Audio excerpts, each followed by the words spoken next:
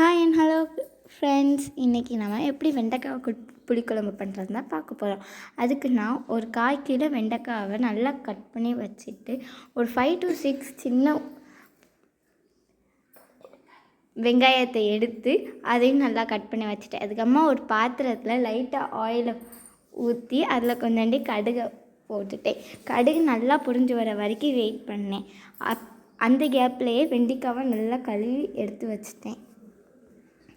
கடுகு நல்லா புரிஞ்சு வந்துருச்சு.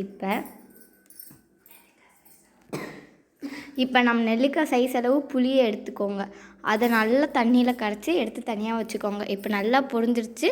நாம் அதனால் கட் பண்ணி வச்சுருந்த வெங்காயத்தையும் வெண்டைக்காவையும் எடுத்து போட்டுக்கலாம். இது நல்லா ஒரு கோல்டன் ப்ரௌனிஷ் கலருக்கு வந்தால் தான் அது நம்மளுக்கு சாப்பிட்றதுக்கு நல்லாயிருக்கும். அதனால் கொஞ்சம் நல்லா இது பண்ணி வச்சுக்கோங்க. ஓகே, கொஞ்சம் கொஞ்சமாக எடுத்துக்குள்ளக்க போட்டு நல்லா மிக்ஸ் பண்ணி விட்டுக்கோங்க. கொஞ்ச நேரம் அது அப்படியே இருக்கட்டும்.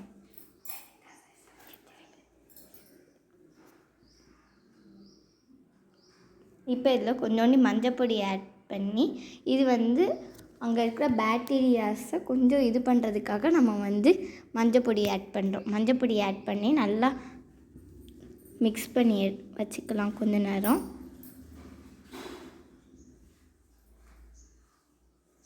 நாங்கள் வீட்டிலையே குழம்புக்கான மசாலா பண்ணிடுவோம். அதில் மிளகு சும்மா ஒரு டேஸ்ட்டுக்காக 2 மட்டும் எடுத்து ஆட் பண்ணிக்குவோம்.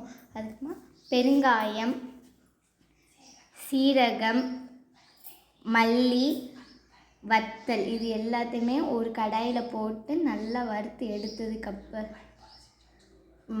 எடுத்ததுக்கப்புறமா அதை நாங்கள் ரைஸ் மில்லில் அரைச்சி நல்லா மை போல் நல்ல ஒரு பவுடர் கன்சிஸ்டன்சிக்கு நாங்கள் எடுத்து வச்சுக்குவோம்.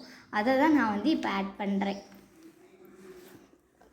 வெண்டைக்காய் புளிக்குழம்பு அது எனக்கு கொஞ்சம் காரமாக இருந்தால் தான் பிடிக்கும். அதனால் நான் கொஞ்சம் நிறைய மசாலாவை ஆட் பண்ணிக்கிறேன்.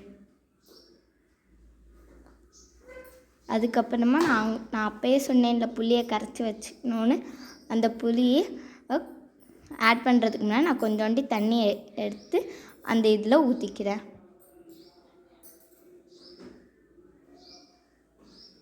இன்றைக்கி உங்கள் வீட்டில் என்ன சாப்பாடு அப்படின்றத கமெண்ட்டில் சொல்லுங்கள்.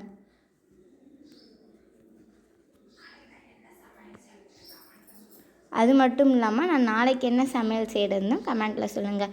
இப்போ 2 கொதி வந்ததுக்கப்புறமா நம்ம தண்ணி ஊற்றி வச்சுருந்தோம்ல, அந்த குழம்புல கொஞ்சோண்டி கரைச்சி வச்சுருந்தேன் அந்த புளியும் எடுத்து ஆட் பண்ணிட்டேன். இப்போ நல்லா மிக்ஸ் ஆகி வந்ததுக்கப்புறமா ஒரு 2 கொதி வந்ததுக்கப்புறமா எடுத்து வச்சுட்டு நான் ஒரு பிளேட்டில் சர்வ் பண்ணி வச்சுட்டேன். இதோட தொட்டுக்க நான் சீனி அவரைக்காய் தான் வச்சுருக்கேன். எல்லாருமே சாப்பிட்டு பார்த்து செம்மையாக இருக்குன்னு சொன்னாங்க.